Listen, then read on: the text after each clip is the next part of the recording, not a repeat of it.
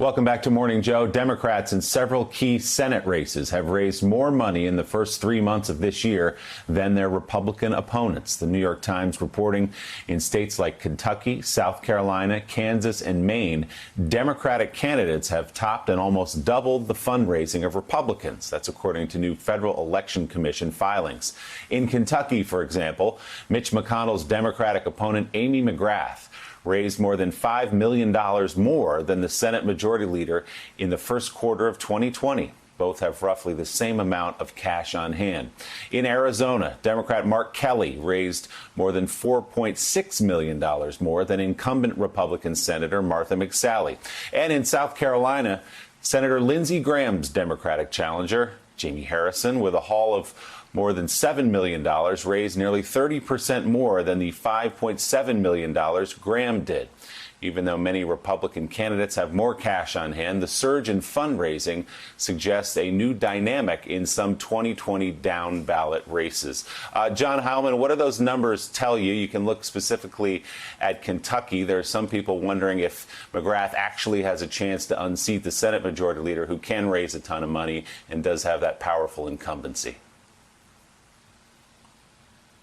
Yeah, Willie, I don't think Mitch McConnell is going to lose in 2020 because of lack of funds. That's the one thing Mitch McConnell always has, is plenty of money down the line. And Kentucky is a state, people often get, because Mitch McConnell's approval rating in Kentucky is always low. Whenever he runs for re-election, you look at how terrible his numbers are and you think he's vulnerable, and then somehow he manages to win. So, I think Democrats are obviously, more focused than ever on trying to beat Mitch McConnell. I think it will be an uphill battle. Kentucky is a very, very red state, as is the case in South Carolina, where Jamie Harrison, has raised a ton of money in his race against Lindsey Graham, is a very compelling candidate, but that state is still a very Republican state. My big question right now is, we have these numbers on some of these individual Senate races where Democrats look good.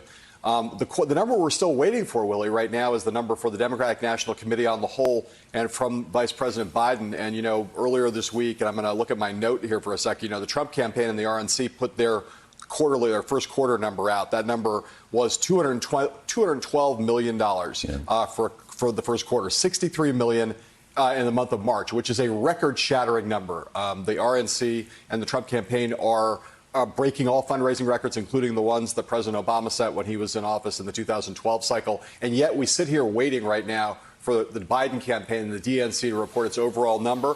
That is going to be a very important thing. But Joe Biden has had a great week this week, unambiguously great. The one thing that I think is causing people who are on the Biden team and affiliated Democrats some concern is whether there's going to be a giant mismatch between the fundraising that the president racked up and the RNC racked up, and where the vice president stands financially along with the DNC when we get those numbers. Thanks for checking out MSNBC on YouTube, and make sure you subscribe to stay up to date on the day's biggest stories. And you can click on any of the videos around us to watch more from Morning Joe and MSNBC. Thanks so much for watching.